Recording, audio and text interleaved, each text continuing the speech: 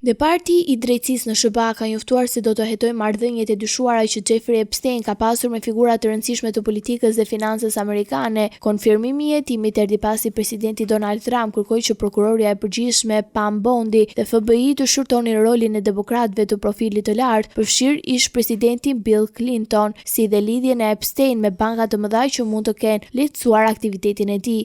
Zyrtarisht, Departamenti i Drejtësisë deklaroi se çështja do të trajtohet me urgjencë dhe integritet, ndërsa presioni politik u intensifikua pas publikimit të mijëra emaileve të Epstein nga Komiteti Mbikëqyrës i Dhomave të Përfaqësuesve.